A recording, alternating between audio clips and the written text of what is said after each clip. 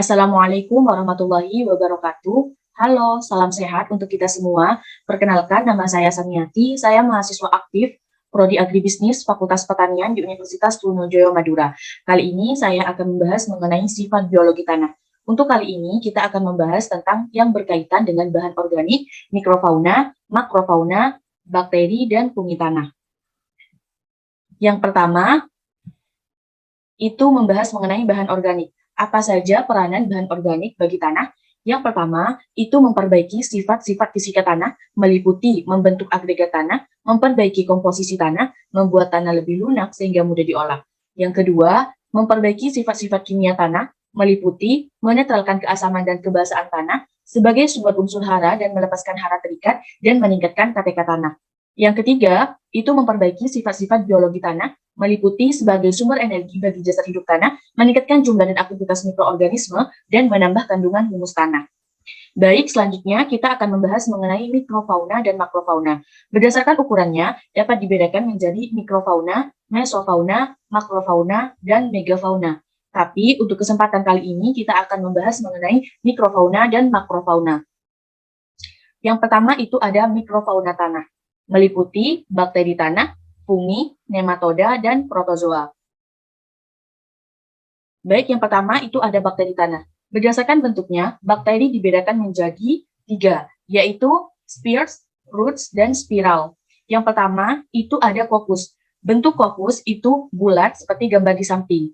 Untuk yang roots atau bacillus, itu bentuknya berbentuk batang seperti ini. Yang ketiga itu ada spiral. Jadi bentuknya itu berbentuk spiral atau membengkok atau juga melengkung seperti itu.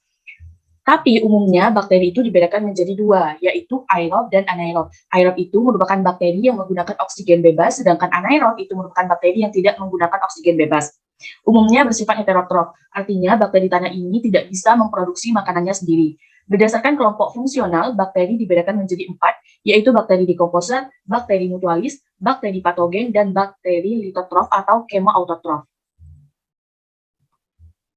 Di sini ada gambar bakteri. Jadi bakteri itu tersusun dari struktur luar meliputi dinding sel, kapsul, membran sel, flagela, dan pili. Dan ada juga struktur dalam meliputi sitoplasma, nukleoid, ribosom, dan plasmid. Baik, selanjutnya itu ada fungi tanah.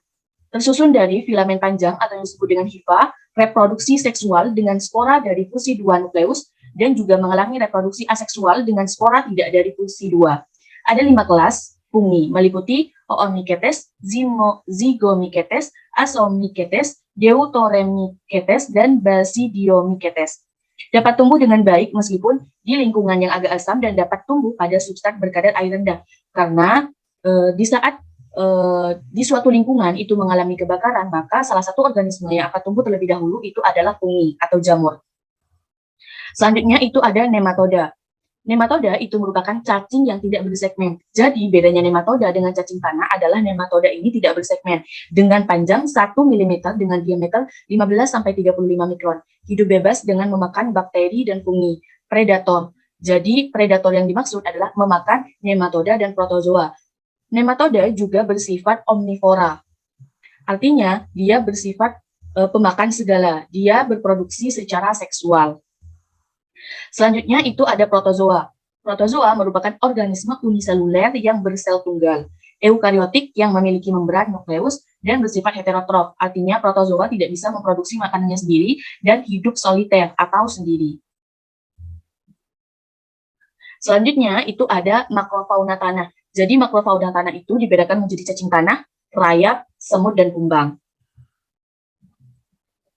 Selanjutnya kita akan membahas mengenai biologi tanah. Apa sih biologi tanah itu?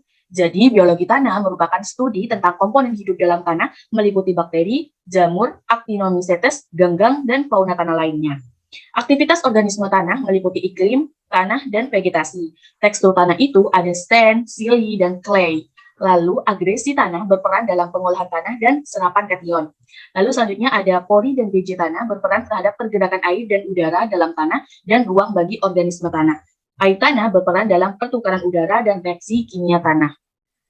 Terima kasih banyak. Cukup sekian penjelasan dari saya. Kurang lebihnya saya mohon maaf. Wassalamualaikum warahmatullahi wabarakatuh.